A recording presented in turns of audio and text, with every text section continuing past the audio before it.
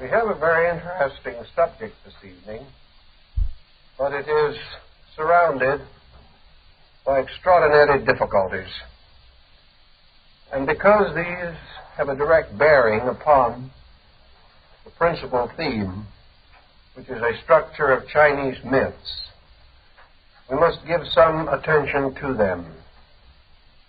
In the first place, we have almost no knowledge of the origin of Chinese culture. We sometimes feel that China is one of the oldest civilizations of the earth. This is not strictly true. Certainly it is not true in terms of available and useful records. We know much more about Egypt and India than we do of China. The records of the Egyptians go back much further than anything that is recorded in even the oral traditions of the Chinese. The same may be essentially stated for India, which has a much longer, semi-authentic history.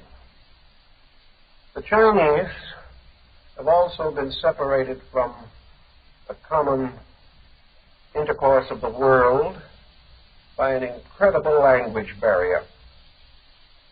It is very difficult for any non-Chinese to acquire a sufficient knowledge of the Chinese language to attempt any scholarly work. The ordinary commercial Chinese can be learned in probably 10 years.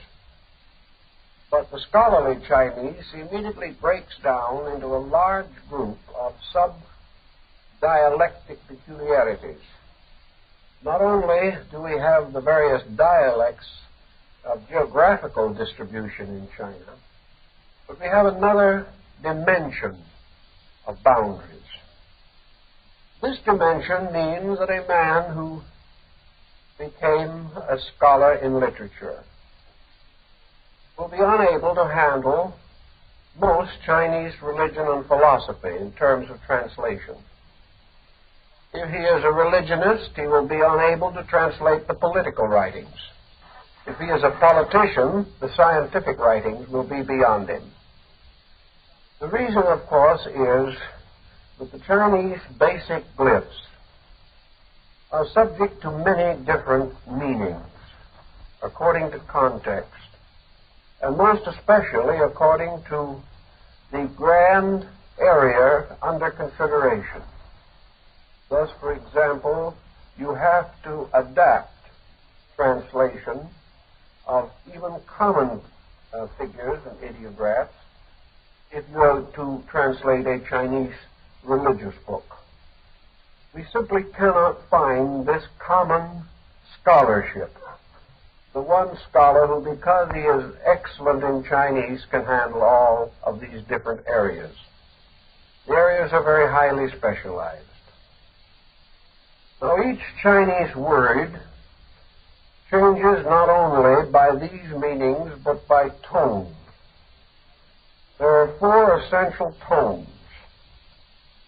The sounds are identical, but the tones differ. And by the tone, the meaning of the word is completely changed. This is almost impossible to learn except by oral instruction. There is no way of determining these tones by which the entire meaning is altered. In addition to this, there is rhythm. And in the Chinese written language, rhythm is to a sentence what tone is to a single glyph. In other words, there are certain ways in which the words are grouped together tonally and rhythmically. And these peculiarities change the meanings of the words, not slightly, but totally. This means that in the course of centuries and ages, the Chinese themselves have been guilty of a great deal of confusion. Most Chinese were not scholars. Therefore, they were inaccurate in their use of their own language. And as a result, words were mysteriously changed meanings were altered. And we have really no idea at the present time as to some of the most important basic words and terms of the language. We do not know how they were originally spoken. We're not entirely sure of how they were written, but we have a fair knowledge of this. But we have even less knowledge of what they meant. Thus, a language which was rich and scholarly became a burden upon its own people. The number of separate word forms or syllabic forms is incredible.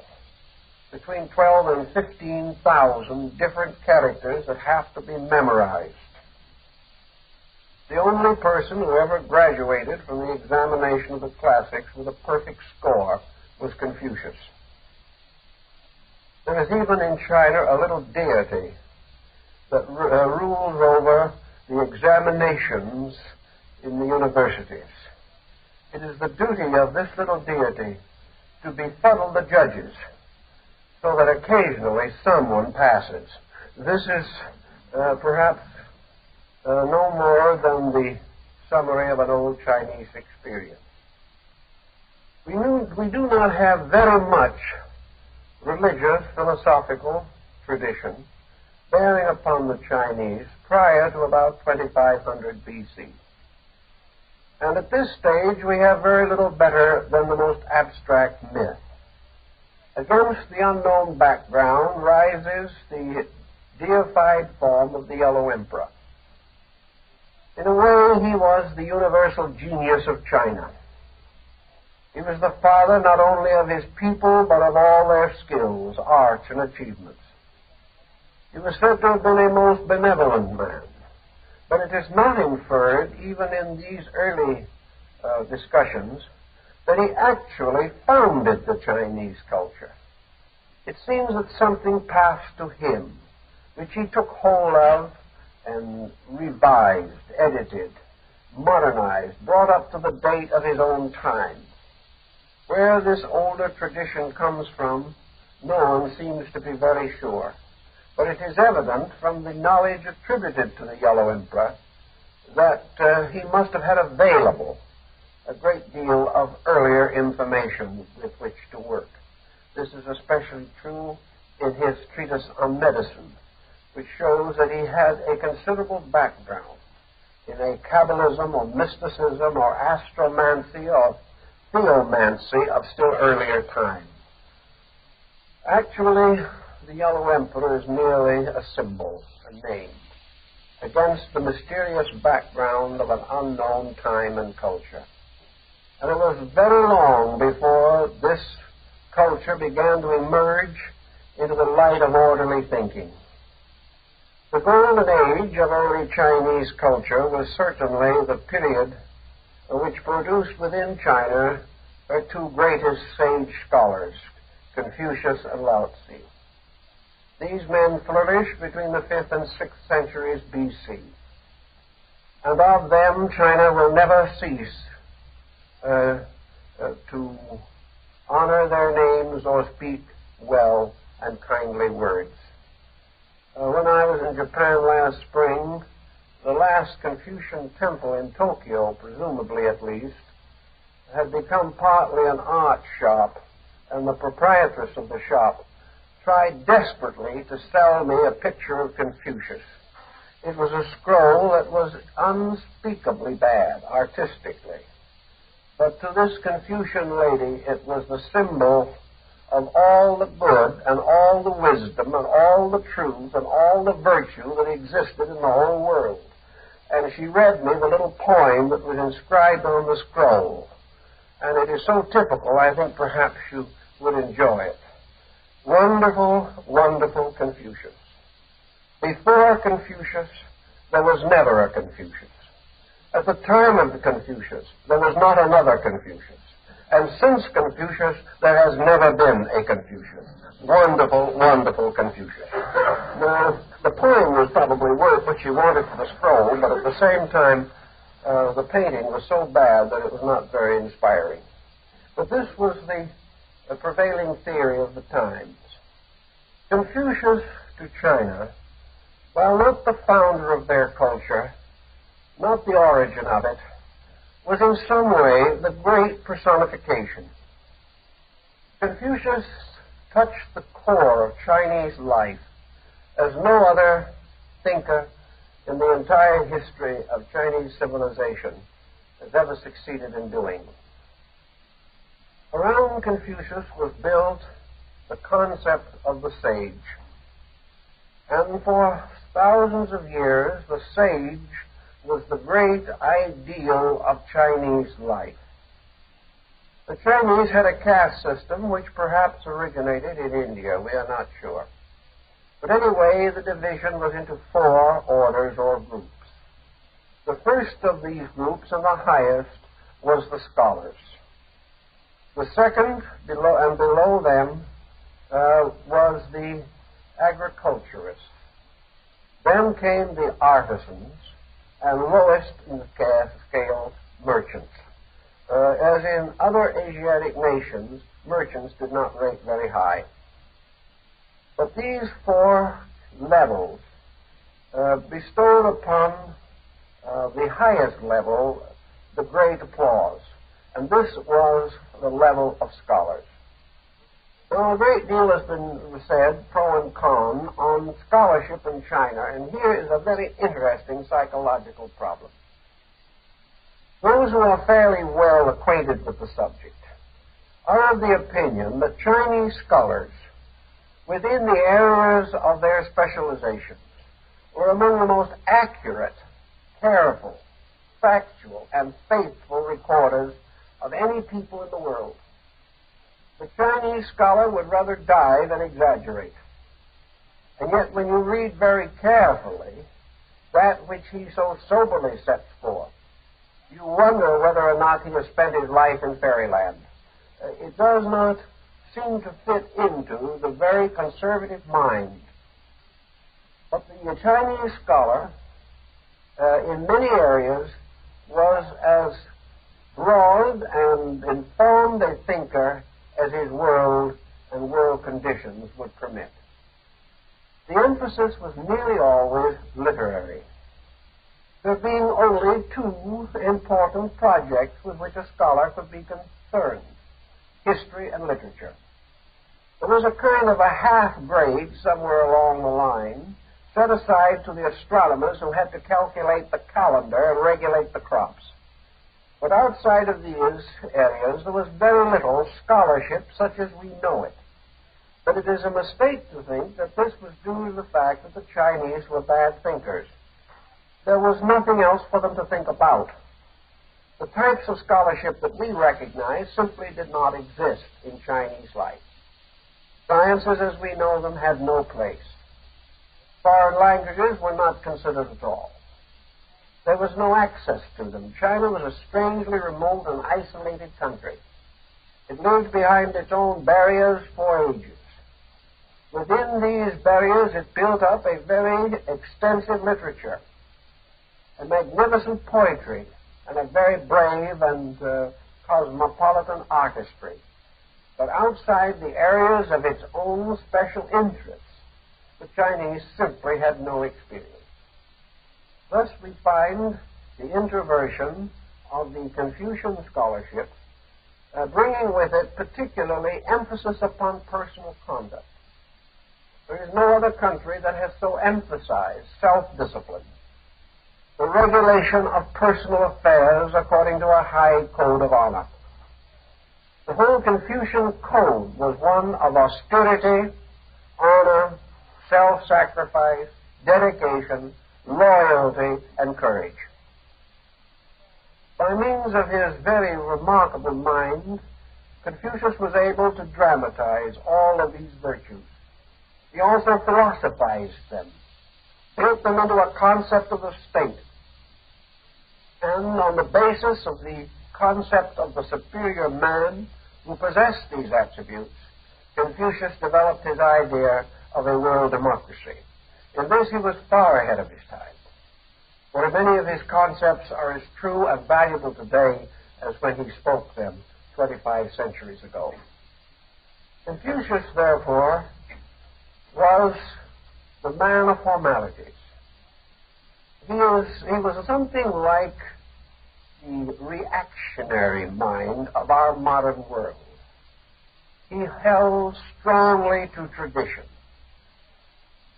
He was responsible for the recognition that the future must be governed by the past, that all things arise from past experience, and that nations become strong to the degree that they value their traditions, defend and support in their own conduct the high concepts of their ancestors. It was inevitable, therefore, that the older Chinese concepts of ancestor worship should have been strongly intensified by the Confucian Code. The Confucian Code made each person responsible to his ancestors for all of his conduct. Any dishonor, any disloyalty, any neglect, any misuse of power or authority disgraced not only the living person but his ancestors to the beginning of time and his descendants on to the unmeasurable future. Therefore, the Chinese scholar lived sort of wedged in between his ancestors and his descendants. And in this position, he had responsibilities to both. And these responsibilities, while they might be a little depressing in their severity, certainly maintained for the Chinese intellectual a comparatively high standard of conduct, causing him to value his honor and his intelligence, his integrity, above most of the selfish things that we value today. In old Chinese philosophy, wealth was not a valuable asset. Confucius did not believe in wealth. He believed in virtue.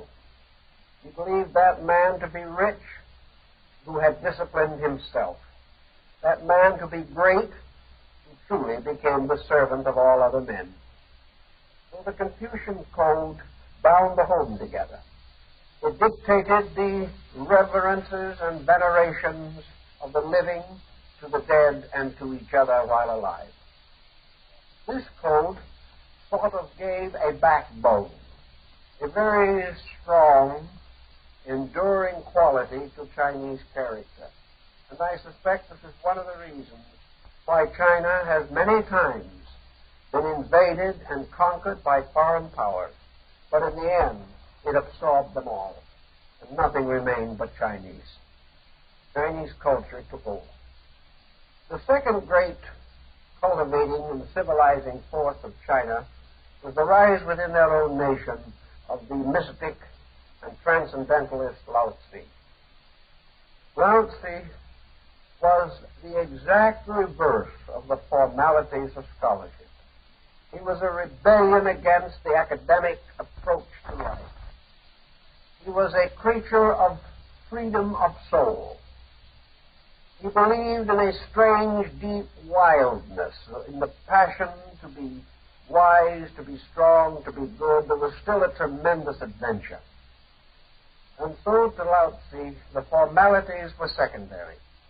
A man's real purpose was to reach out with an experience of heart, soul, and mind and come into a benevolent degree of understanding between himself and everything else that existed. Lao Tzu, therefore, took a very much older term, Tao, and applied it to this concept of a universal, all-permeating life. A life everywhere and in everything that could be experienced. A life that cut through all stations and all levels of social advancement or prestige, and brought the common man and the great man into common unity with truth itself. In the beginning, as might be imagined, the philosophy of Lao Tzu was entirely too abstract for the average person. Taoism was in a dilemma from the beginning. Obviously, it would be rejected by the Confucian intellectuals. The second thing, it would be unintelligible to the masses. There was really nothing left. The great levels which dominated Chinese culture were all addicted to other pursuits. And Taoism remained an almost a mirage-like structure for a good many centuries. It had a few followers, most of them rebels like Lao Tzu himself, individuals who departed from the world for one reason or another, retired into distant places to cultivate the monastic mysticisms that are born in some men, but which very seldom appear in numbers sufficient to balance other forces in society. So Taoism remained comparatively unfruitful in Chinese life until it was able to borrow help and encouragement from another system. This other system was Buddhism. And because Buddhism and Taoism had so much in common in the terms of their transcendentalisms, in their recognition of invisible, mystical, idealistic factors, they formed a kind of fraternity. Buddhism probably realized that Lao Tzu had derived much of his inspiration from the ancient manuscripts and books that had reached him from India. As librarian of the great library of the Chu, Lao Tzu had access to much of the wisdom literature of Asia. In any event, the Buddhists reaching China found that something similar to themselves had already arisen there. And this thing that had arisen was Taoism. Of course, it had a strangely florid complexion. The Taoism of China was far more fanciful than the teachings of Gautama Buddha. But there were these subjective similarities that could not be overlooked. Buddhism, of course, came from India and found its peculiar place in Chinese life.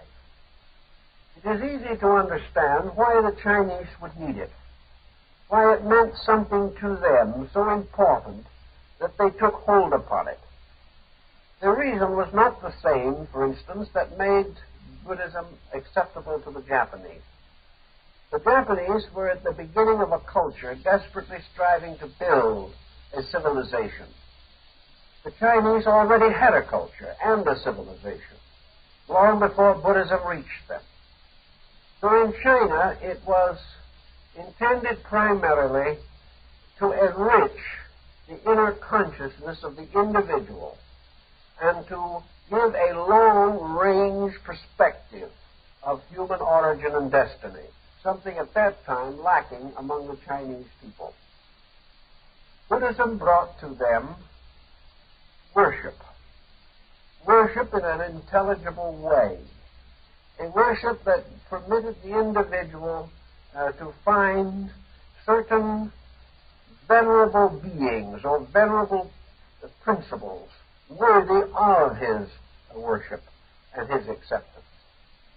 Buddhism mingling with Taoism produced a very interesting polyglot. The Buddhists began to take on some Taoistic attributes, and Taoism was practically reformed. Out of the Buddhist contact came, we might say, religious Taoism, or a formal theological system, such as now exists in China.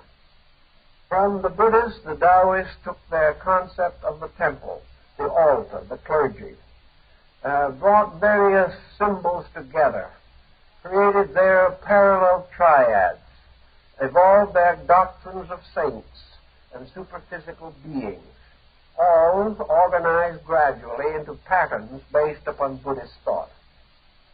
Thus, they had a considerable indebtedness, and they recognized it, and Buddhism and Taoism managed to get along pretty well in China. There was very little real antagonism, perhaps a little, you might say, jealousy on the part of the Taoists because they were not quite as successful as the Buddhists.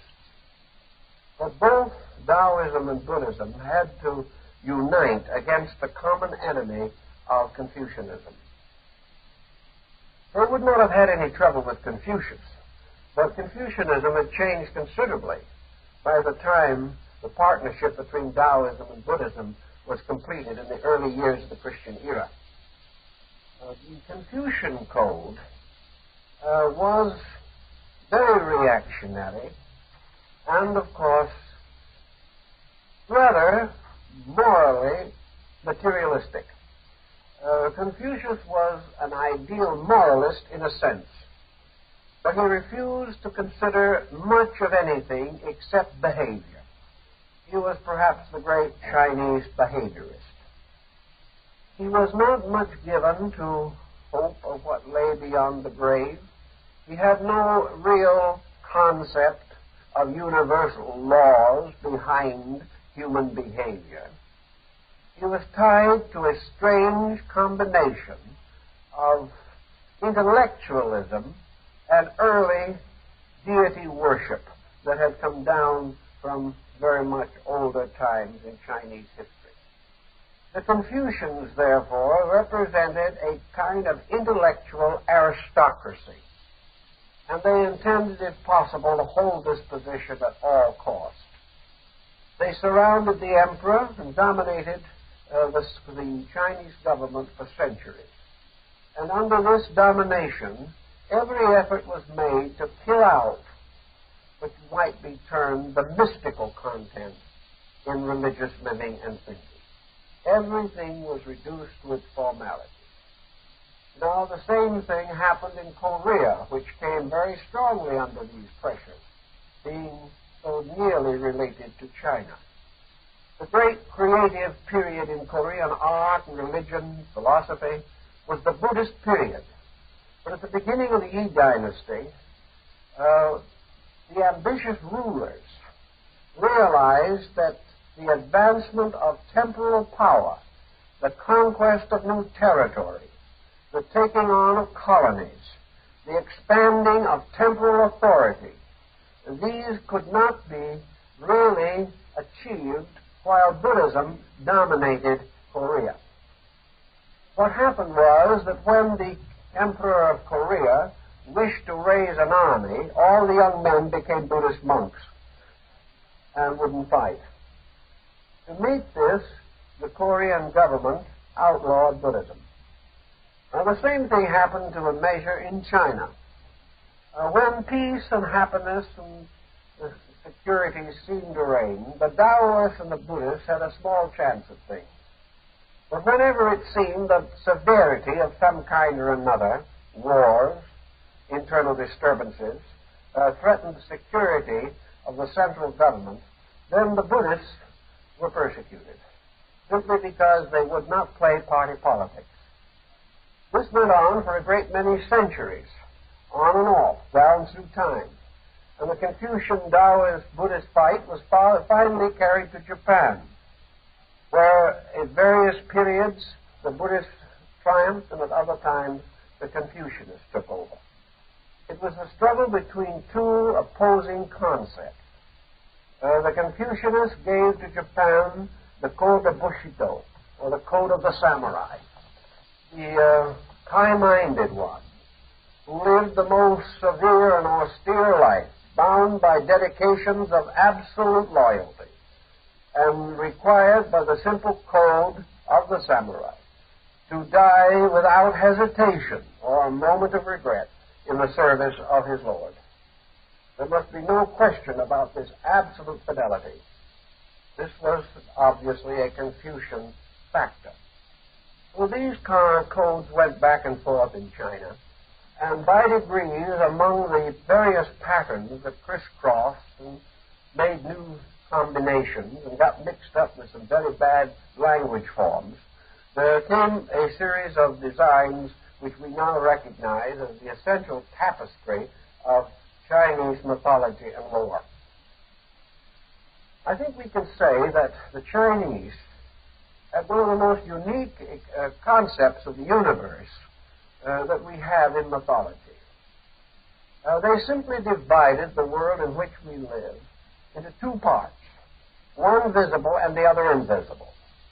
And the invisible was an exact duplicate of the Chinese Empire. It was the same in all essential respects. The invisible China, for which it really was, had its own emperor. It had its mandarins and its high court officials.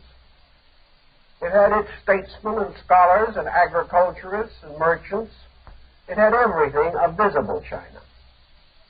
It also had something that you do not find in most other mythologies, the power of advancing and degrading the gods themselves. In other words, if one of the high deities of China antagonized a higher deity of China, the higher deity could demote him, exile him.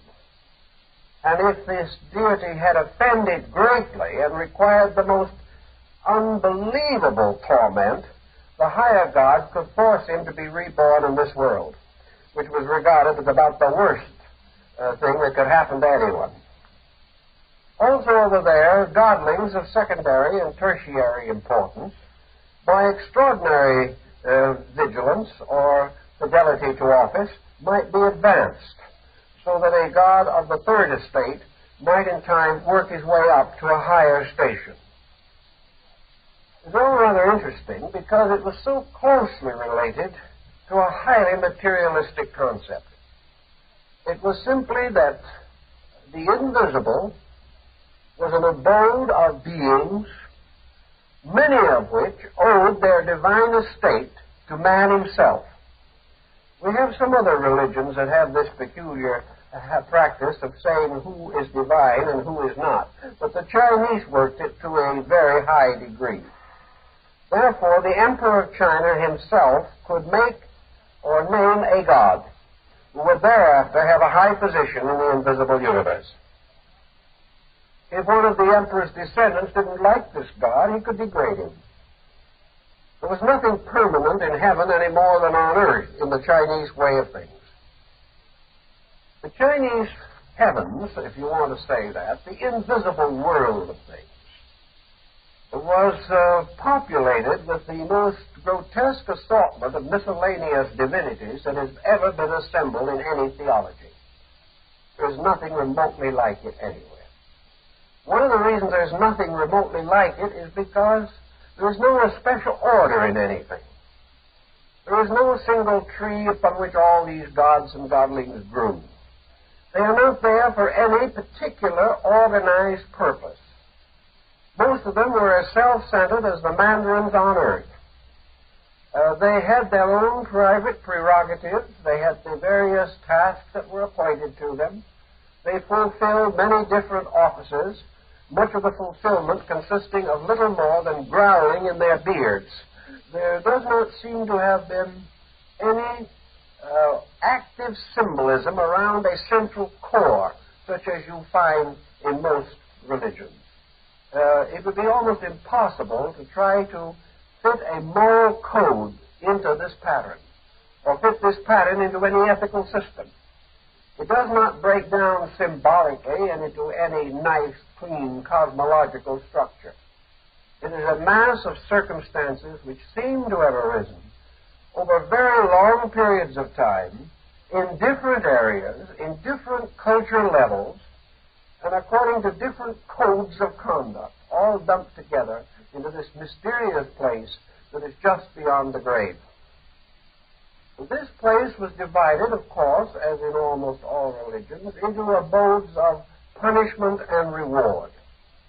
And there was no one that could work out a more incredible group of punishments than the Chinese. Not only were they famous for their torture devices for the living, but they continued these in a marvelous way into the regions beyond the grave. Some of their suggestions, however, were not too bad. They had a very terrible torture and an absolute agony forever to any individual who mutilated a good book. That was a very serious offense.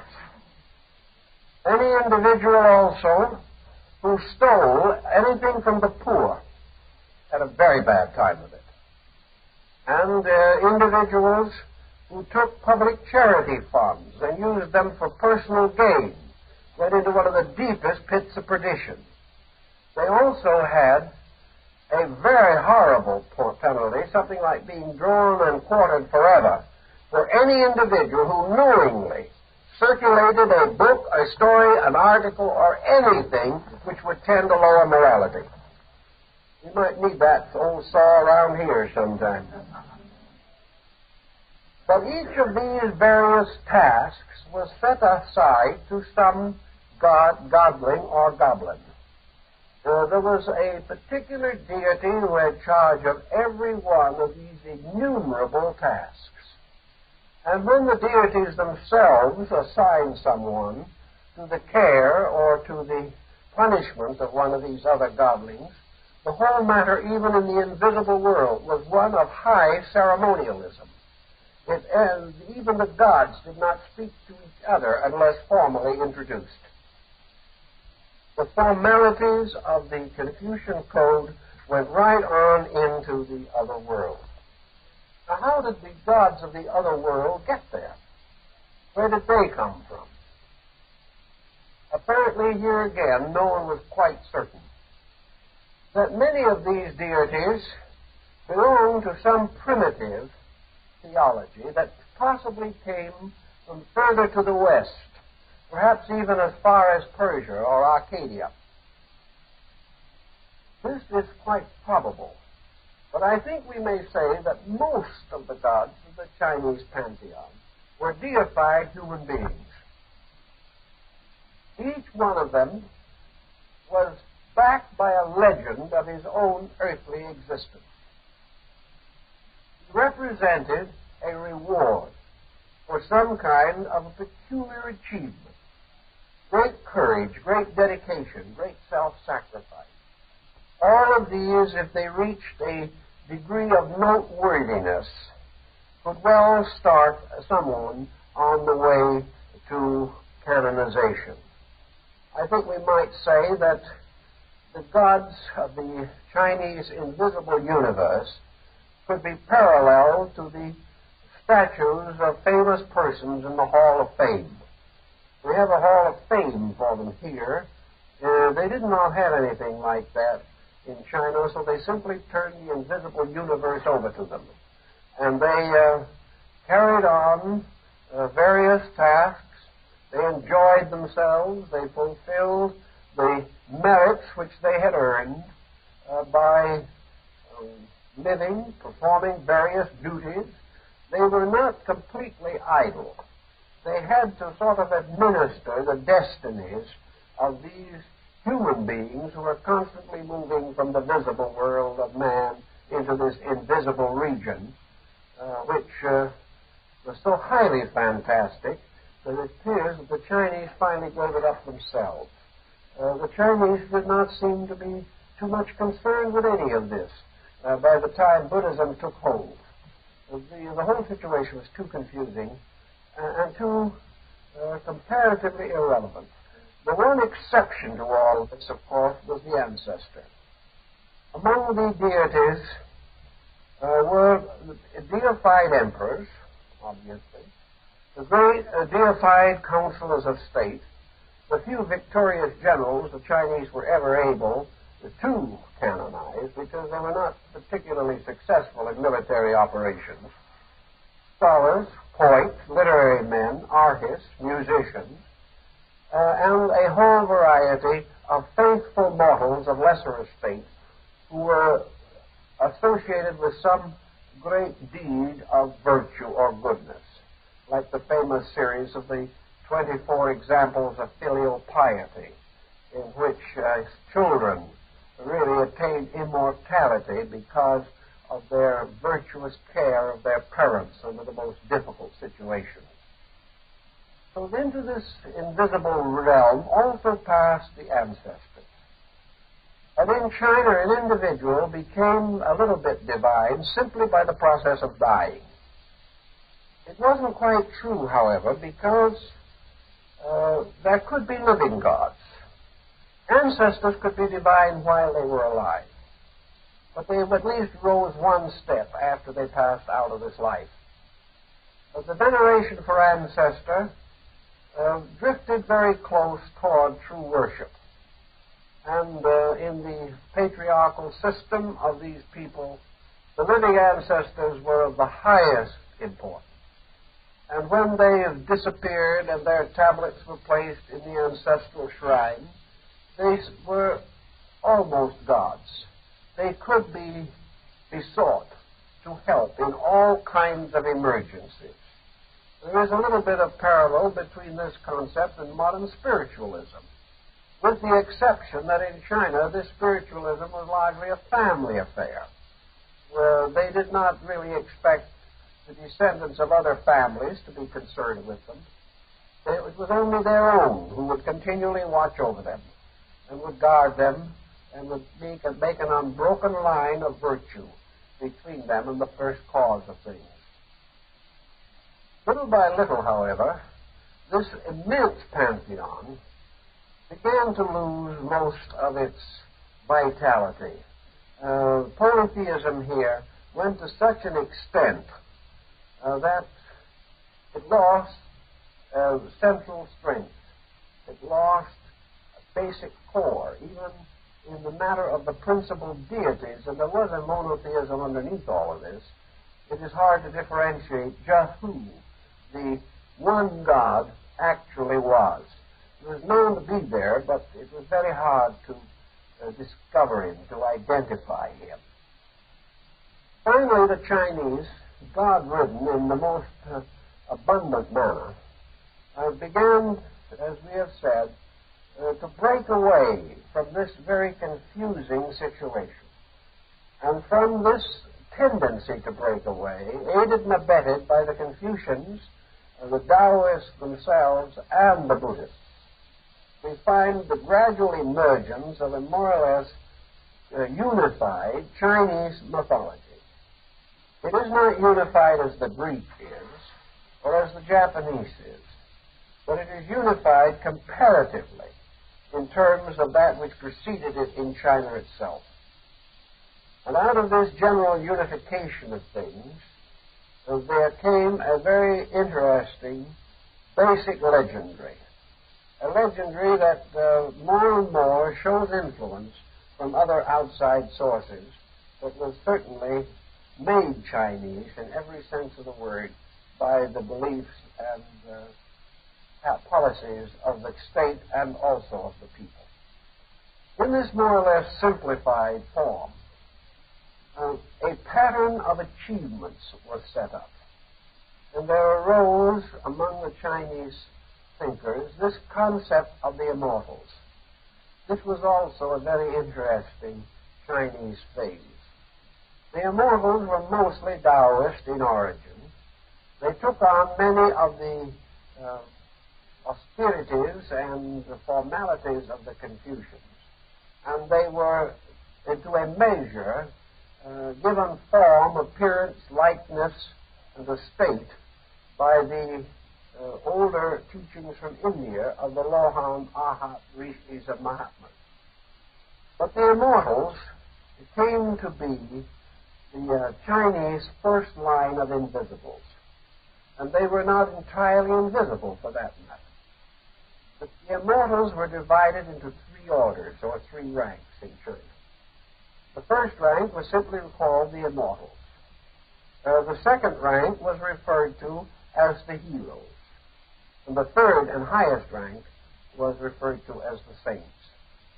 So thus they more or less fall under our idea of canonization to a certain degree. Buddhism molded the characteristics of these Immortals to a considerable degree. But at the same time, the magic and alchemy of Taoism and the strange ancestral patterns of Confucian worship were also present. What was a Chinese immortal? He was a person who usually had departed completely from the world. He was a hermit or a forest dweller. He was one who had dedicated himself to the attainment of insight, to the unfoldment of his own mystical and divine nature. He was a person of great determination and of high integrity, Confucianism. He was a person who believed that there were secrets by means of which the regeneration of his own body could be accomplished, that by the use of alchemies he could form universal medicines, and that by the study of the stars he could bind to himself the genii of planets. Taoism. He also affirmed or believed that by these meditative and other disciplines, he could become free from the contamination of worldly illusion and finally enter into the presence of infinite and total reality, Buddhism. So our immortal had all of these characteristics. Another peculiar thing about immortals, in fact most of the deities of China, is that their artistic representation is a little difficult for us. So many of these deities, although of benign nature, are presented in the most grim and foreboding appearance. They are not a cheerful lot by any means, nor are they outstandingly handsome, although perhaps they look better to the Chinese than they do to us.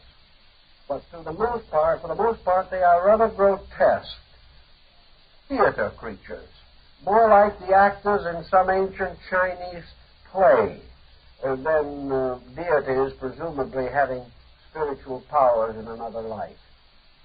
The immortals gain certain knowledge by austerity.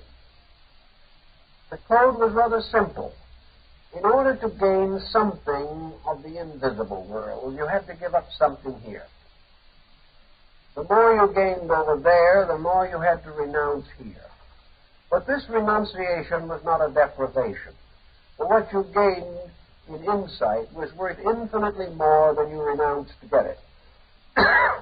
Thus, the Chinese immortal, having renounced anything like nation, country, family, home, village, the little piece of land on which he dwelt, was rewarded for giving up this little square of earth by being made a citizen of the whole world. Instead of being bound to his community, no matter how high he might be elevated as a local magistrate, he became capable of traveling with the speed of thought into all the parts of the world.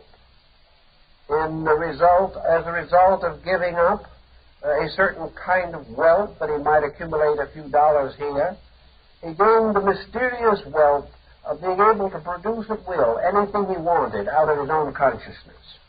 Step by step, he departed from the world by attaining to privileges and powers and values that are entirely apart from this world. The end of the immortal, as far as in Chinese thought, is that he would attain what the term implied, immortality. He would never die. He could take on bodies whenever he pleased. He could take on any form that he wanted.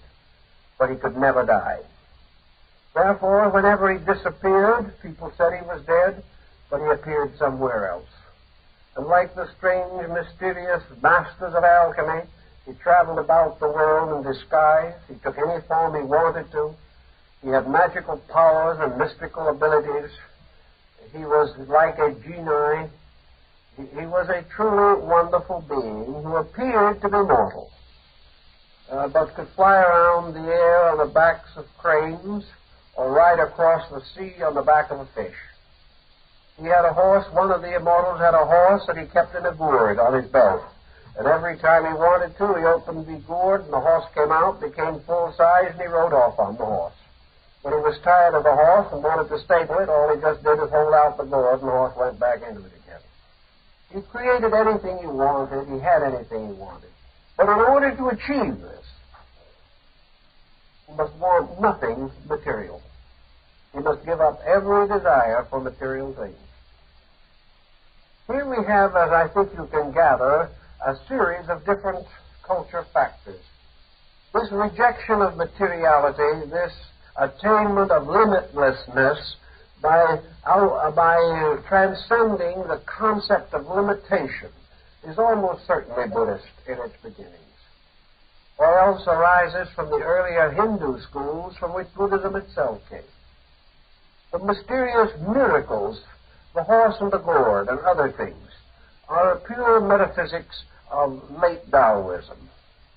And this rigid code of self-conquest by which the immortal achieved through complete sacrifice and integration and dedication would be a little of the Confucian spirit. So he really represented all three.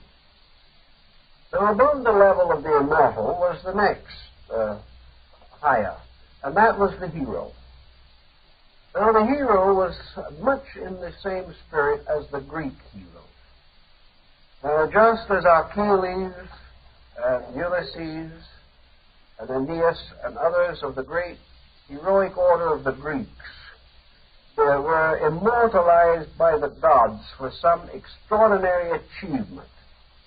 So in China, the heroes represented the persons who did not enter into this stream of immortality by long self-discipline, but by some one or small group of transcendent actions by which their highest integrity was demonstrated beyond question. The hero was always the person of self-sacrifice. So he might also be a person of transcendent wisdom. He was someone so good, so noble, so great, that all who came after him venerated his name. He was a symbol sometimes of unusual righteousness under tremendous provocation or temptation to dishonesty. But he had to be a person who won a great battle against weakness, against evil, against some force contrary to the total good of mankind. So the hero, when he arose with all these attributes, was simply picked up and taken to heaven, like the Greeks of the ancient legends, to become a star or a constellation, or to have some wonderful place in the invisible universe of things. The third level of the immortals was the saints. And the saints, of course, did not take on very much Confucian coloring. They were mostly a mingling of Taoism and Buddhism. The saints were a little different from the immortals. The immortals had more of the tinge of the magician in them. They were wonder workers. They were strange, sprightly creatures who really fulfilled our idea almost of pixies or of strange, wonderful sprites. They were in human form, and they might be very elderly gentlemen of misshapen body or strange, distorted expression. But they were kind of crafty. They were clever. They had a strange, wild sense of humor. And also, down underneath it all, there was a kind of selfishness in them. They were searching for one thing, and they found it: immortality. And they found it by means of the cultivation of magical arts. Like the dream of Faust, had about it a certain strange, subtle self-seeking. The true saint in China was free from all of this. The true saint was the benefactor and the intermediary. The saint in China was more like the concept of the Christian saint. Prayers could be addressed to him. The saint in China was the one who could intercede between mortals and some one of these great courts of justice or injustice that governed the invisible universe. The saint was unworldly, absolutely pure, without self-interest of any kind. He had renounced even immortality. He didn't ask for it. And because he had renounced both life and death, he entered living into the state of eternity. He was really approaching the Buddhist concept of nirvana. He was in this great experience of total selflessness. There was no longer a desire to live or to die. There was simply this inevitable urge, irresistible pressure to be of service to mankind. And this, of course, was very largely shaped from Buddhism. But these three together represented a kind of ascending order of human regenerated persons. Well, we know there's another factor that arises in this that parallels to some measure Tibetan philosophy. And that is that from all of these legends there comes the brief suspicion that gains ground, however, that in some way these stories are ritualistic. Just as there is much evidence, for example, that the Apocalypse of John was originally used as a ritual of initiation into the early Christian mysteries, so it would seem that these Chinese legends, particularly those of the three immortals, the three levels of immortals, ties into secret societies and esoteric orders in China. And we are not surprised, therefore, to find the three levels of the immortals in the Hung Association, or the secret Freemasonry of China. We are not surprised to see the candidate advance from one degree to the next until finally he attained to sainthood. Ritualistically and symbolically, his advance represented the unfoldment of his own internal life. So out of the mingling of these three religions, Confucianism, Buddhism, and Taoism, there finally did come an integrated concept of human growth. A human growth dependent upon the understanding of universal laws and man's personal obedience to these laws. So now we can get a little kind of look at the Chinese universe. The Chinese universe was brought into existence as a result of the mingling of two principles, the yang and the yin. These principles were in the form of air. And from the union of these two airs whirling together, there came into existence the mysterious symbol of the yin-yang, the circle that is divided into two comma-like parts. The mingling of these two forces produced the first being. And this first being is perhaps very closely related to Ymir in the Scandinavian rites, the frost giant from whose body the world was fashioned. For from the body of the first Chinese being, the world itself was formed. This being is usually represented in ancient art as a rustic, or a person of the soil, an agriculturist, or something of that nature, dressed in leaves, and sometimes carrying in his hands the symbol of the sun and moon, or of the trigrams, or of the great combinations of the characters associated to Fu Yi.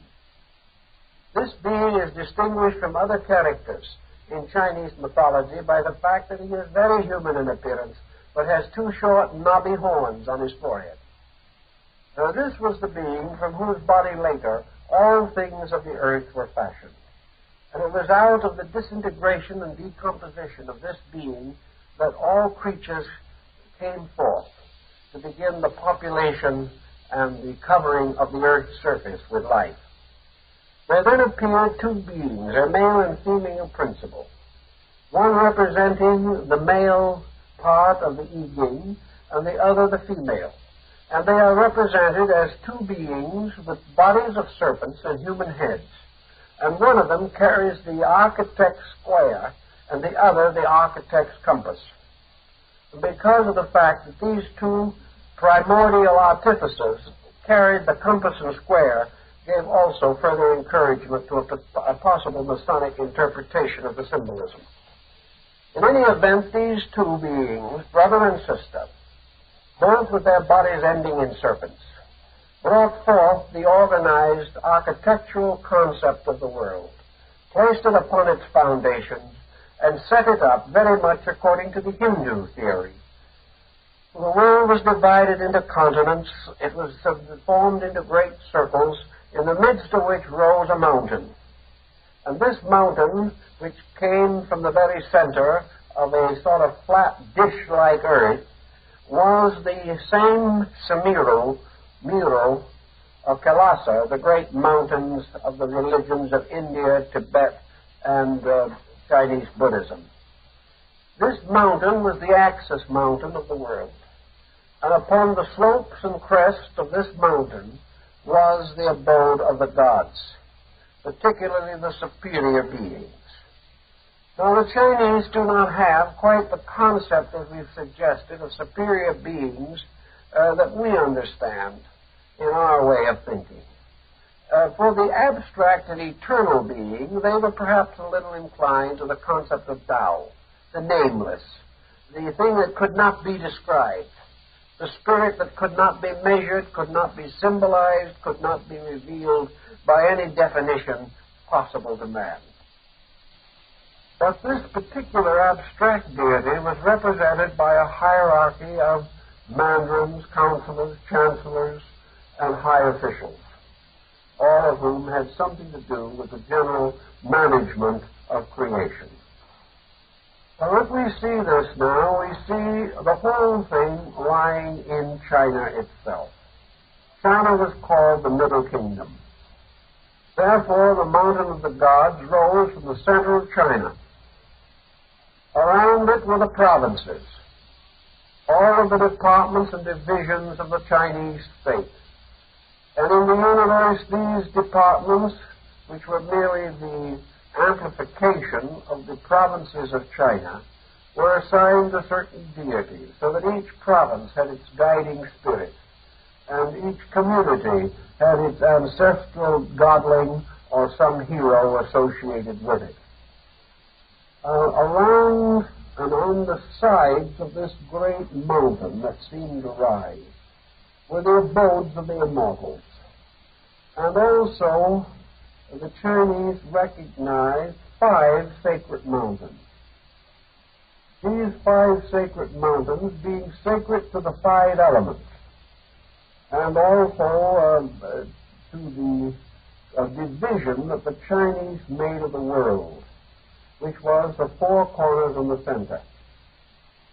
These mountains were all ruled over by deities, and there was a very important god assigned to the great peaks of each of these mountain ranges.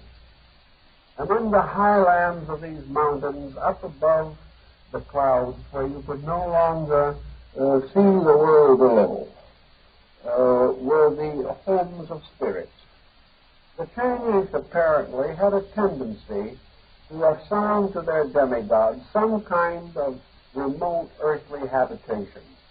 This is a little like the Greeks, who chose Mount Olympus for the great judgment hall of their deities. The Chinese did the same thing. Their divinities did not really simply float in the air. They were not totally invisible in the sense that they had no corporeal consideration. They lived some way in the mountains. They had remote places of dwelling.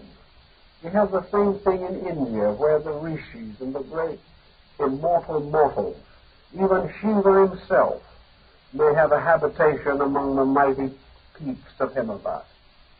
In the distant mountains, which seem to be enough of a symbol to divide the normal conditions from the mysteries of religion, were therefore an accumulation of immortals. Not just a group of 8 with which we are more or less generally familiar, but countless figures, the countless wonderful beings, all living in strange places. At one time, one of the great centers was believed to be the Diamond Mountains of Korea. Then there was another great center, more mythological and mysterious, the Jade Mountains, where the highest of the immortals dwelt together in endless bliss. Now, what the immortals did while they were at home is not quite clear to everyone, but they did have various tasks. They were concerned with the maintenance of forms of life. Some of these immortals are similar in their activities to the nature spirits of medieval Europe, or to the various nymphs and gnomes and deities of the Greeks and Latins and early Goths. All of these immortals were in some way doing something. One immortal was the one who made the flowers to grow. Another immortal was the one that made the trees to bear their fruit. So without an immortal hovering around, very little worldly accomplishment was possible. There were immortals that whispered into the ears of poets. There were immortals who comforted sick children. There were immortals that walked with the blind so that they would not stumble.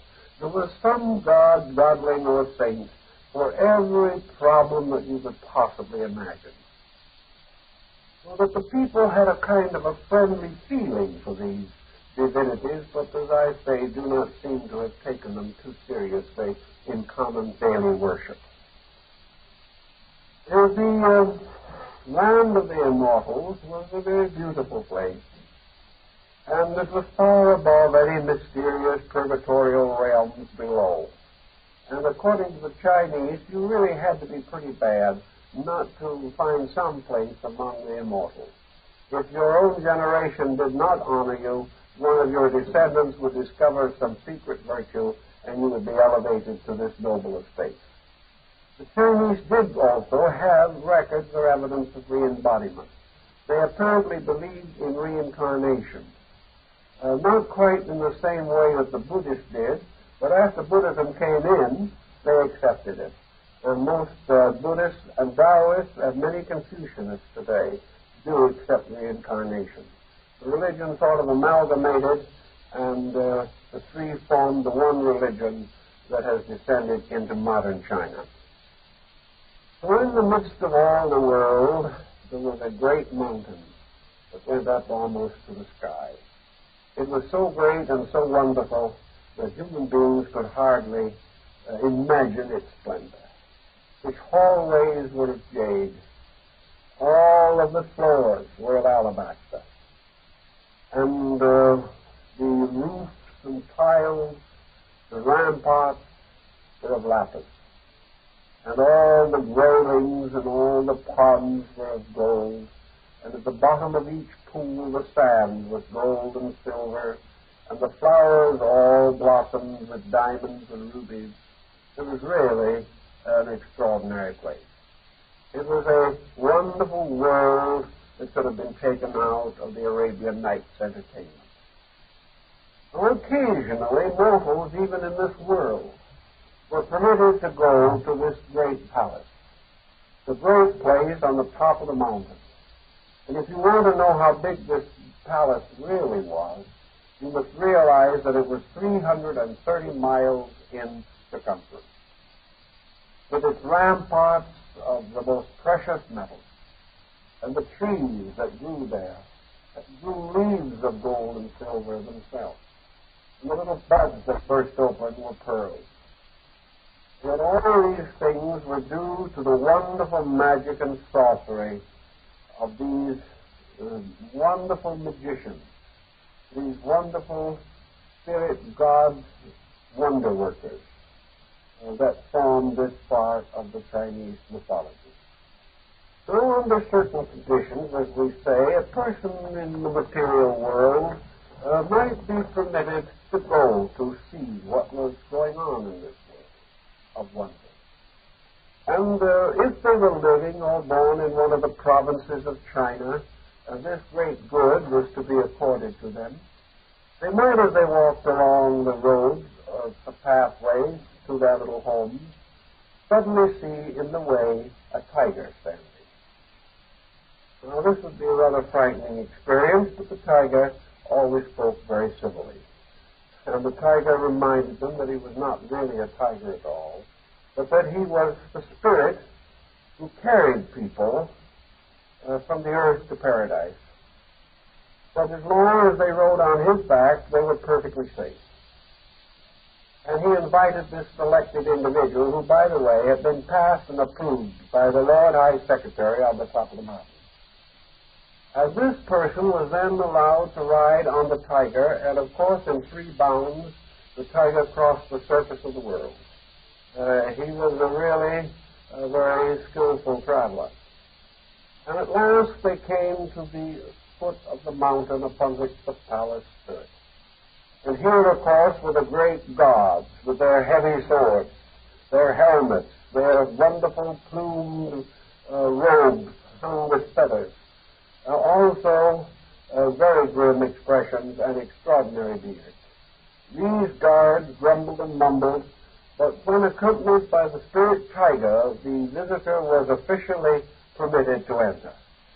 And as the visitor went on and on and on, up through these great staircases toward the top of the mountain, it was just as though he was entering the palace of the emperor in ancient Peking.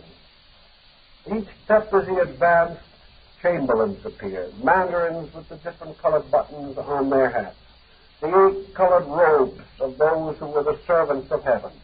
Little by little he ascended, passing through these wonderful screens of mother of pearl, going over all these doorways and thresholds with floors made of the most precious marbles, the most precious stones, with lights of opals and things of this nature. Very festive. Until finally, coming to the great jade staircase, the visitor was allowed to enter into the abode of the great immortals. Now, here in the abode of the great immortals, you might meet almost anyone that was important in the great history of Chinese life, culture, and achievement. And according to some legends, you will find Confucius there, waiting in his study, regarding the deportment of heaven as he had guarded the virtues of the earth. You might find also old Laozi, but he'd be probably on the opposite side of the palace because he and Confucius never did get along too well. And little things like death do not change such matters. Buddha probably would not be there because he would naturally be assumed to go back to the land of his own origin. But great Chinese Buddhist saints would be there, as old Daruma, mumbling and grumbling in his beard. But the great saints of the Huiyang or the great school of the void would be there. The Chinese scholars, all of the people who were doing good and doing services to mankind. And you would go still further, perhaps, because you were invited to this special occasion. And you would finally come into the audience chamber of the Queen of Heaven. And this is interesting also because while in the Chinese mythology there was also a King of Heaven, you very seldom hear anything about him. The system was evidently derived from a very ancient matriarchal period in Chinese culture. The King of Heaven was formed of the breath of the eastern air, and he was supposed to be a very wonderful God and guide to all virtue and good things. He was the master of the I Ching, the classical changes. He was the one who in some striving way, in some deep, mysterious manner, managed to maintain the equilibrium of the universe. But this process apparently was so arduous that he seldom took part in social activities. The Queen of Heaven, however, was rather a different type. She was supposed to have been the most beautiful mortal who was ever created, because she was mortal originally, and she was fashioned from the breath of the western heaven. And she was completely virtuous, completely beautiful, completely pure in every way. And she was also strangely referred to in symbolism as the mother of the tortoise. She was the mother of the golden symbol of eternal life. In her full robes, dignities, and honors, she was usually attended by the phoenix bird, as the symbol also of everlastingness. And if you were by some reason or purpose allowed to enter into her presence and make your necessary and proper obeisances to this divine throne, you would find her enthroned upon the throne of the golden phoenix, surrounded by jewels and curtains of silk formed from the very mist of heaven itself. You would see in a vast throne room more magnificent than anything on earth, because if the Chinese liked one thing more than another, it was magnificence. And because most of them hardly had a square meal on earth, magnificence was of great spiritual significance to them. So if you were called on to visit this queen upon this day, you might perhaps arrive on the day of her birth, her birthday. Now, unlike ordinary mortals, the Queen of Heaven, or the Queen of the sacred and celestial city, had a birthday only once every 3,000 years. So you had to sort of catch that particular day if you expected to be present. On the calendar up there, the symbol of it all, was measured by the blooming of the peach tree of immortality. This tree had new buds every 3,000 years, and this was a very important occasion and constituted one of the Queen's birthdays. After 3,000 years of maturing from the bud, the fruit became ripe, and that was the next occasion of great rejoicing. Because this fruit of the peach of everlastingness was the symbol of the continuing life of all things. And when this time came for the feast of the Queen's birthday, all of the genii, all of the immortals, all of the mysterious sages and saints of the Diamond Mountains and of the Jade Stone Peaks, all that belonged to the wise all over the world came there. When China finally discovered there was something outside of China, that there were other countries, the mythology graciously extended to all countries, for it was assumed that in every land there were immortals, that every civilization produced its saints and heroes and sages. And on the great 3,000-year occasion of the birthday of the Queen of Heaven, all of these wise men from everywhere assembled to take place in what one missionary writer said with his tongue in his cheek was the Chinese equivalent of the Eucharist. It was a great ecumenical council in which the wise from everywhere came to share together the fruit of the peach of everlastingness. And there were great processions and great ceremonies, and the Queen of Heaven with all her retinues, and with all her nobles and all her assistants and associates, took part in the great banquet. And there were great tables spread out, the terraces of the palace, and musicians were called, and sacred dances to perform the ceremonial rites. And all the princes and heroes of the earth who were gathered there were glad to be servants on this great occasion. And so the legends go on of all the magnificence that marked this mysterious journey of immortals to be present at the feast of the Queen of the Universe. And we'll think this over a little bit and see what we can make out of it, and we may find some rather interesting things. There seems to be no doubt whatever that this legend passed through a number of changes in the descent of things. We know that this Queen of Heaven was made of the air of the West, the winds and vapors that arose in the western corner of the world.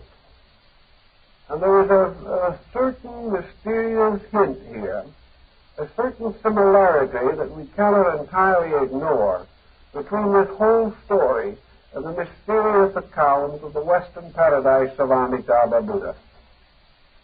And it looks as though this was the Chinese version of it. Furthermore, the Queen of Heaven actually comes very close to the Buddhist Kuan Yin. By the time this Bodhisattva was male in India and Tibet, and is also sometimes represented as male in Japan, in China became almost completely female.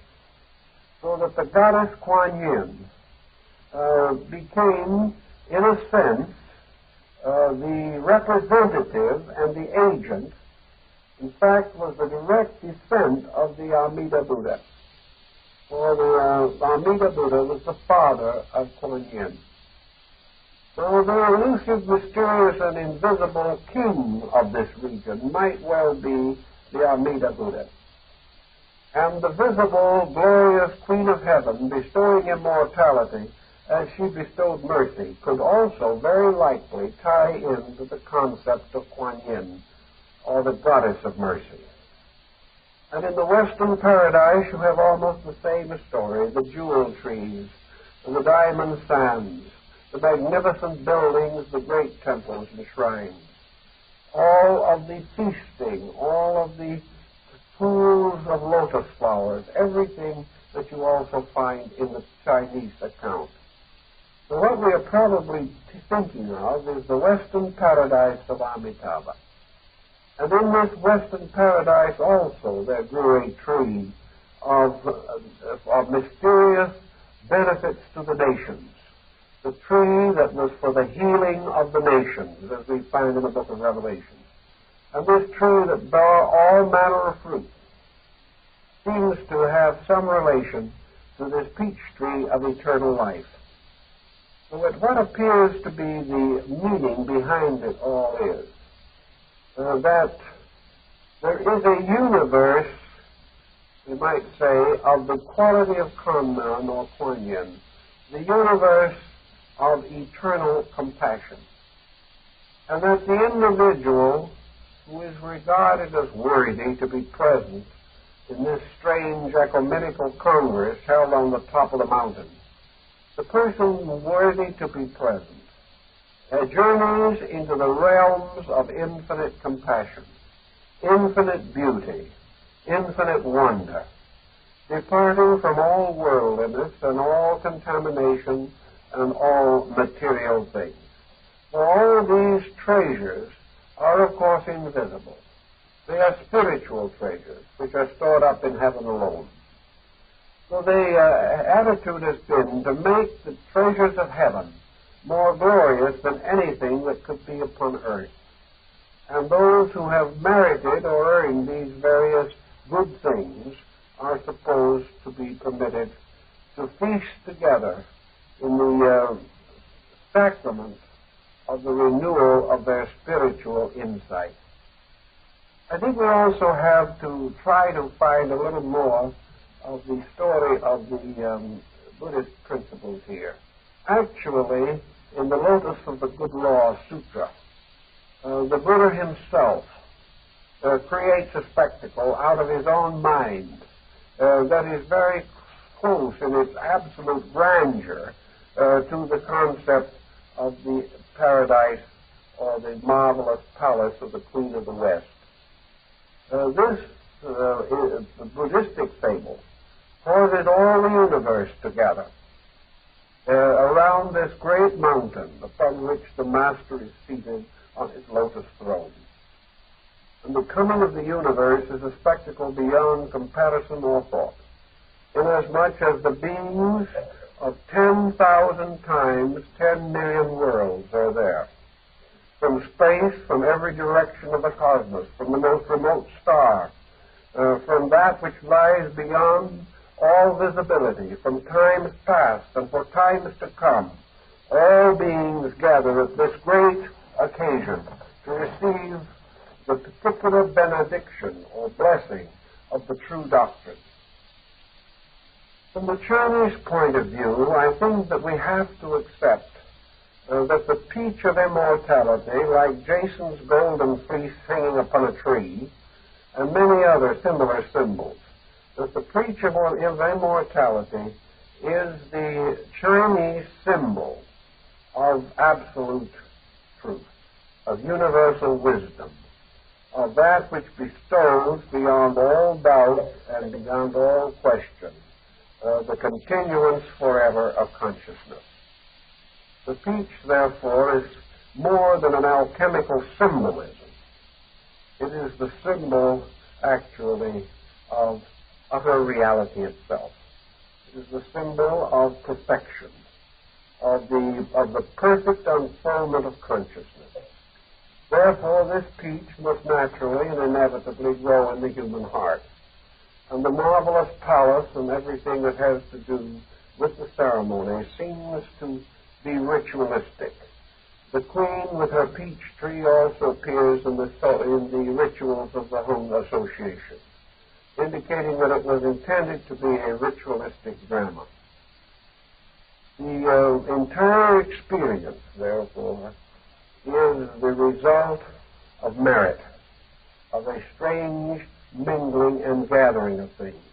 The Chinese had a little different concept of what constituted merit.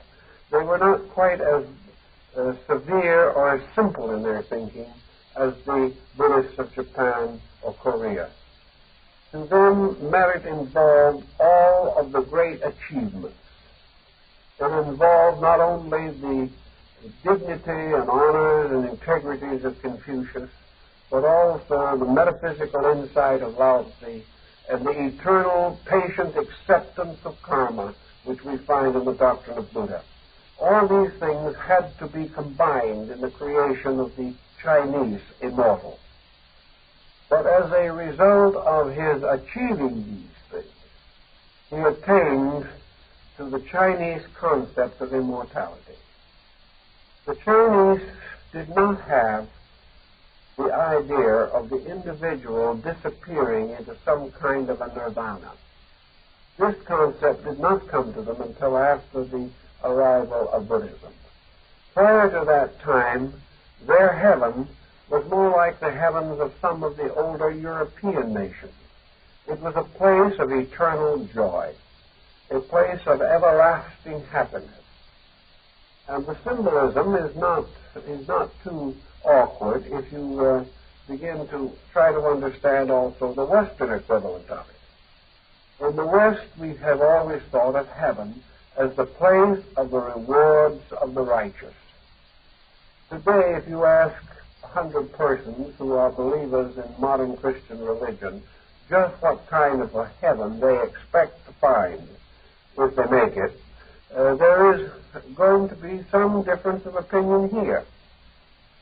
Some are going to feel that heaven would not be heaven unless it was a place of happiness, unless the individual was reunited with his loved ones, unless it was the end of pain and sorrow. But very few Orthodox people would think of heaven as the end of themselves. They would consider it a place of eternal reward for a minimum of good accomplished by them in this present world. The Chinese follow this very closely. The Buddhists came in and interpreted it for them. The Buddhists came in and explained to them, and the Chinese accepted it also. Because, again, it played back into the three religions. These religions mingled back and forth, each supporting the other in a very strange and sometimes very wonderful way. The Buddha said, yes, this marvelous symbolism of the Queen of Heaven and her wonderful palace is surely only a mental phenomenon. Actually, you don't really believe that there is such a place. It isn't necessary that you believe it that way. Or if you do believe it that way, then it exists only because of your believing. And it is quite conceivable that if all your life you have believed in this kind of a glorious heaven world with jade and opals and wonderful birds singing and flowers and all these ritualistic things, if you believe this and die with this in your consciousness, you will certainly experience it, just as the pressures of the day may result in symbolic dreams. All of the problems of your life while you're here result in a kind of symbolic dreaming after you leave here. And by this symbolic dreaming, you may very well seem to live in this glorious palace with the Queen of the West. But this cannot be a truly real thing. It represents a strange symbolism bearing upon the good results of works. It is merit. It is the fact that you are entitled to a blessed experience, whereas another person who has lived badly is entitled only to an experience of punishment of some kind. But the blessedness and the punishment both are within the individual. They are the symbols of his own doings and of his own rewards, his merits and his demerits. So it would not be right to assume that these are places, but rather that they are conditions of consciousness. Now, to the sage, the Chinese immortals, all of the heroes and the saints and the Rohan of the Chinese Buddhist belief, all of these beings live in the suburbs or on the mountain sides of this immortal mountain, which is the Sibiru. They represent, therefore, various degrees of attainment of this quality. They They represent the levels by which man ascends. And the place where these different beings dwell represents the level of attainment they have reached. There are those on the lowest level, who may be called the Immortals. And if we study the Immortal very carefully, we realize that all he is really interested in is the extension of his physical life or the survival of his consciousness after death. He merely wants to survive. And in order to survive, he has gained his magical arts and has practiced all of these austerities and severities, and has sought himself for the mysterious elixir that is made from cinnabar, the medicine of long life. But what he is trying to do is simply to perpetuate his own consciousness. And to the Buddhist, this would actually be magic, because magic would be nothing but holding attitudes within yourself by which you perpetuate the existence of yourself. That instead of releasing your consciousness into universality, you are caught with the ego complex, the idea that you must remain you. And to this the Buddhist shakes his head. How can this be true? For you were not you before you came here. You can't remember where you came from, and it is not important to you. Why is it, therefore, so important that you should remember where you go? Is it not more important that there be certain developments of consciousness rather than this link to the perpetuation of the immortal self by magic, which was the action of the immortal? Above the immortal was the hero. And the hero was the one who gained by sacrifice,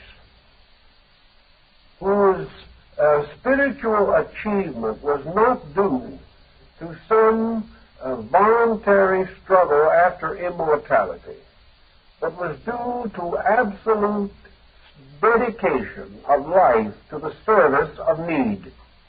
There was no selfishness left in the hero. What do we really have here? We have in the Immortals the old arhats of Southern Buddhism, the ones who had only one purpose, and that was to achieve salvation for themselves. We have in the heroes the new order of beings, the arhats of the Northern Buddhism, who were no longer concerned with themselves, but sought to attain eternal life through total self-forgetfulness. And in this way, by dedication to the common needs of others, to find that they sometimes would be able to work forever because the need is forever, not because they desire to live forever. The individual must live until the job is done. If that job is human regeneration, must live forever to do it, but without thought of this matter. The third order, therefore, also representing the saints, is again a reference to the completely purified beings.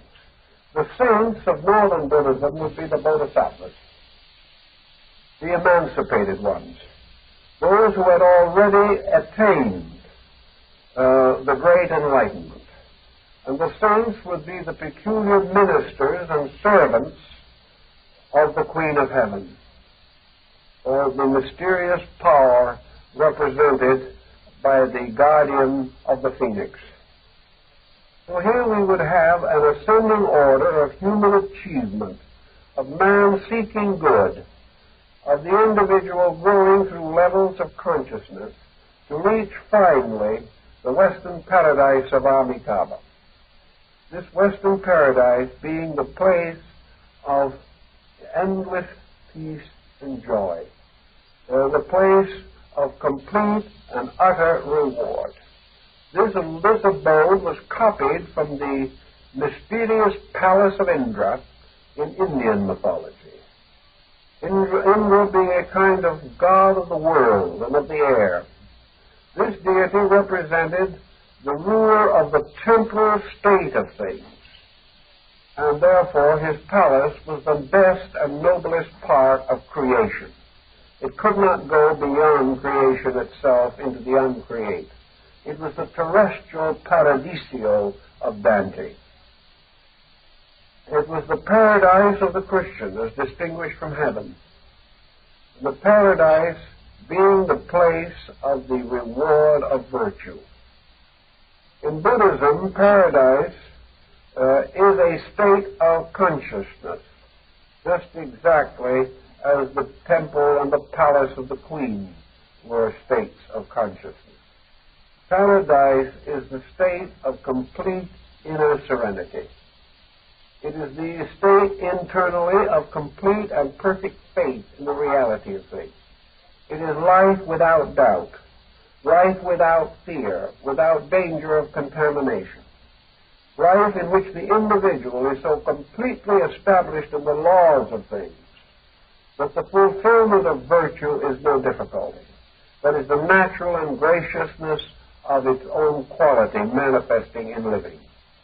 The person then, the symbol of the Ahat in paradise, simply means the bliss of complete enlightenment, the bliss of the full resurrection of the person from the darkness and death of his own doubts, the complete internal acceptance of the law. In the paradise, there is no longer any conflict between the universal plan and the individual. And as a result of this, he experiences the universe as eternally benevolent. As long as he never crosses the universe, never goes against it, he will never suffer from it. There is a little fable in Buddhism bearing on this that is rather interesting, in which the Buddha was accused of being a controversialist, that he was accused of attacking the opinions of other people. And he gives the little story very simply. He said, if you show me an object and ask me the color of it, and that object is white, I will tell you it is white. But to the man who is ignorant, that thing which is white may appear to be black.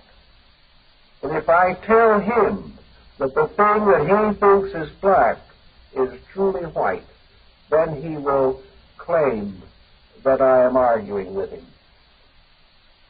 He will not accept, but he will not be able to realize that I have properly named it. Therefore, he will regard the Buddha as a controversialist. This is the same type of thing that is carried in the Chinese thought. We have here the universe of jade and lapis, of jewels and of wonders. This is just the universe as it is.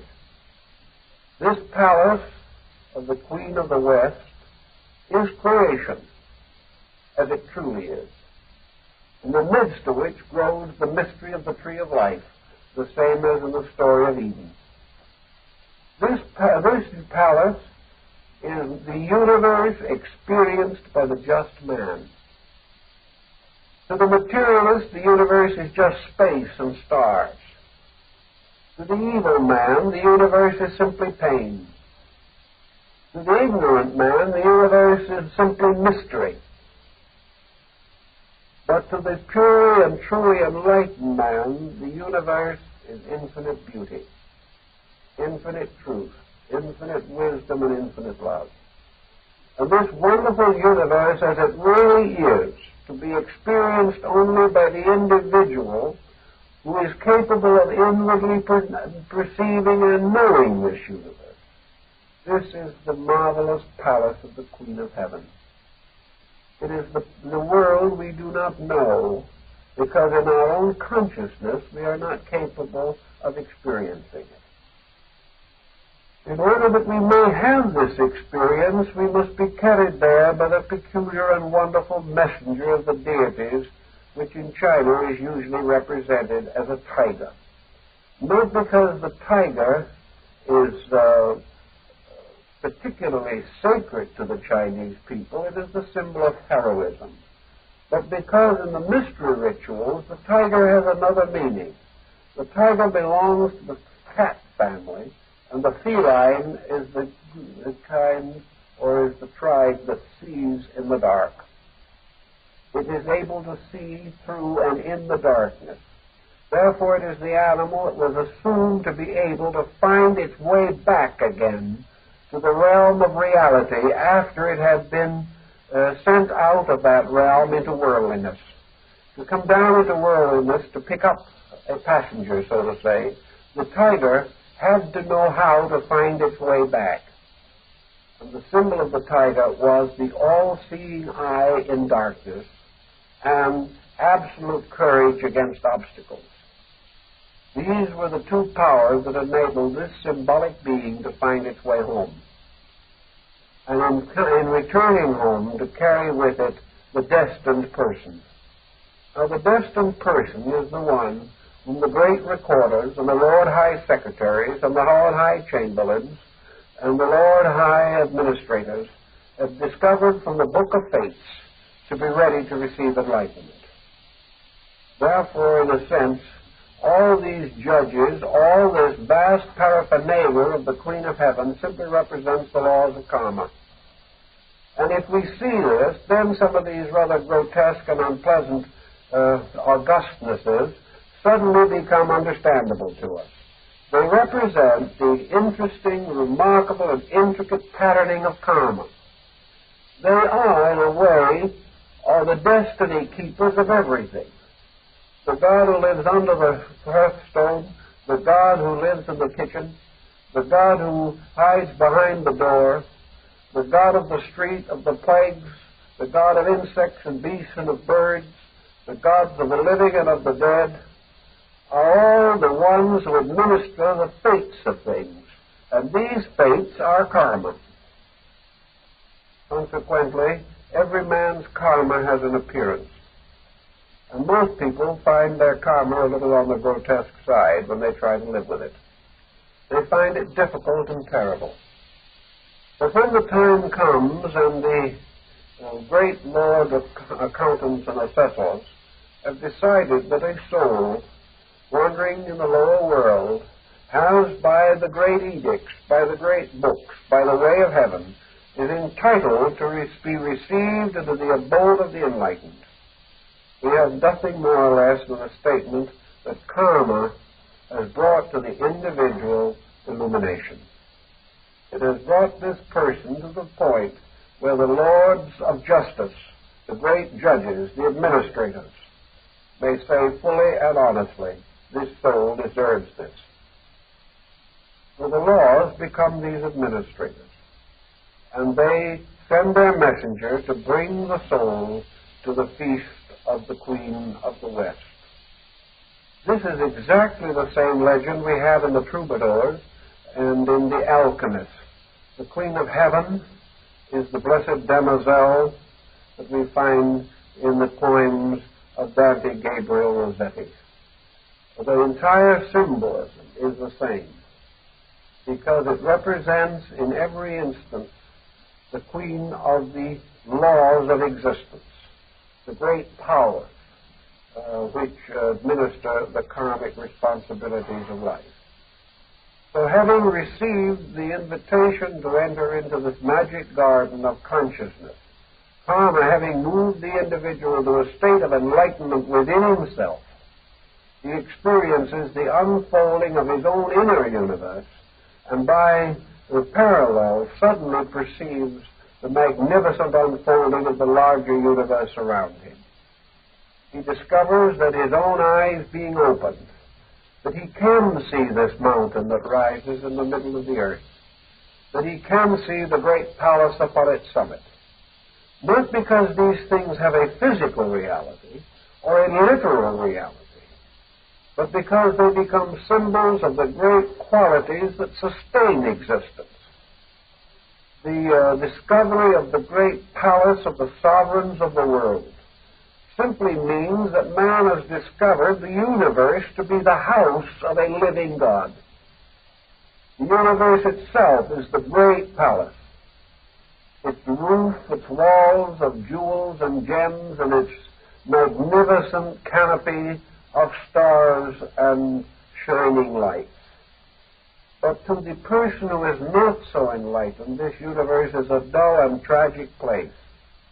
So it is, according to the initiation ritual, that the candidate, advancing by 3 degrees, is finally brought into the presence of the Queen of Heaven, who in this case is the goddess Isis, the mysterious mother of mysteries, the wonderful symbol of truth as forever bearing the saviors of the world, of eternal light, ever fruitful of good, and the eternal benevolent fruitfulness of existence on the basis that the universe is the temple that is forever bearing fruit, forever causing to come forth life.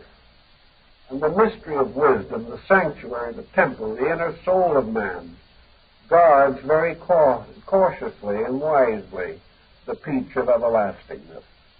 We can take the symbolism, and by it we can do something that has not generally been possible in Chinese mythology.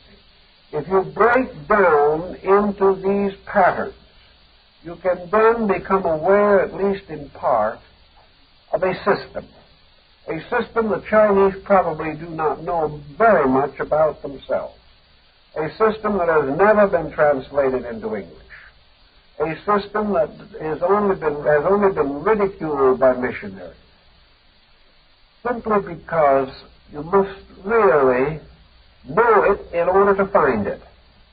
You must recognize the inevitability of it before you can discover it. It has to be this way, however, factually. If it had not been this way, Buddhism would have changed this pattern at an early date.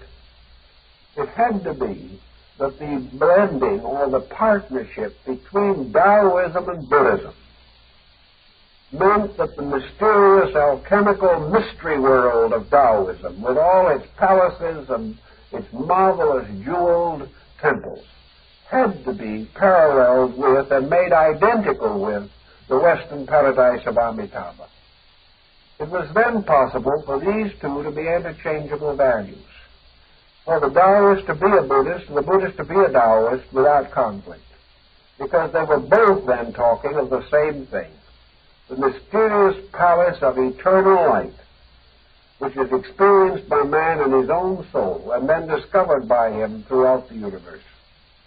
By this parallel and this partnership, we can justify a reunion between the old Indian philosophy that Lao Tzu contacted and the return of Indian thought to China through Buddhism nearly 500 years later.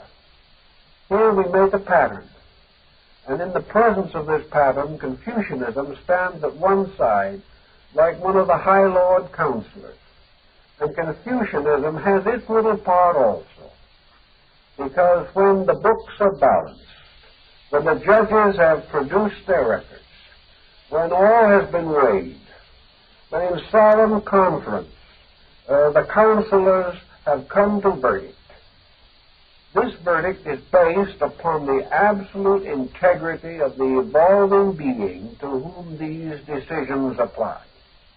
Therefore, Confucianism cannot depart from the idea that it is the person who lives according to the laws of the superior being, dedicated, honorable, unquestioned in integrity, preserving all the rights and statutes.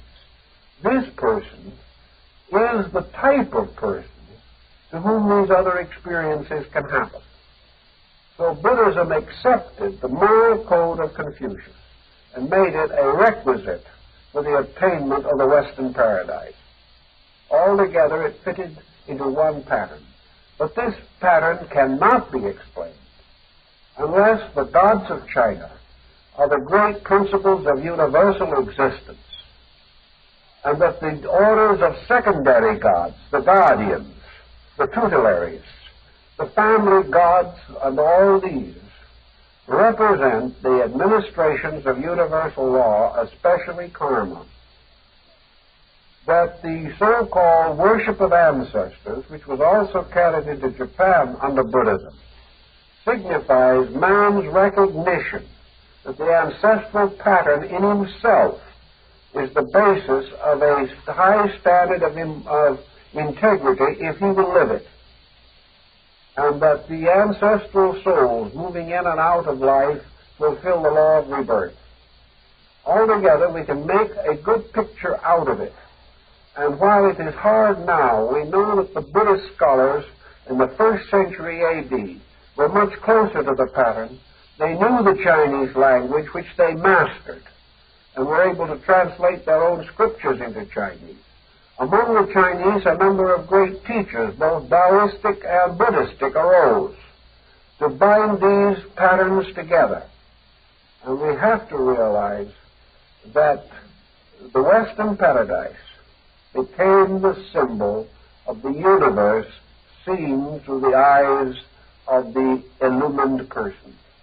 Therefore, there is the proper spectacle of the great wonder of the universal law, the great plan, the radiant assembly of sages. And consequently, it becomes something for us all to aspire to, inasmuch as if illumination comes, the universe will change in its appearance from matter to magic, from magic to sublimity, until finally it is completely possessed or ensouled by the magnificent purpose for which it exists. But we have all these experiences, then in a strange way, we experience our place as an immortal in an immortal plan. And we think this through. I think we get a little something out of the Chinese mythology, which, as we said, is a very difficult subject. So thank you very kindly.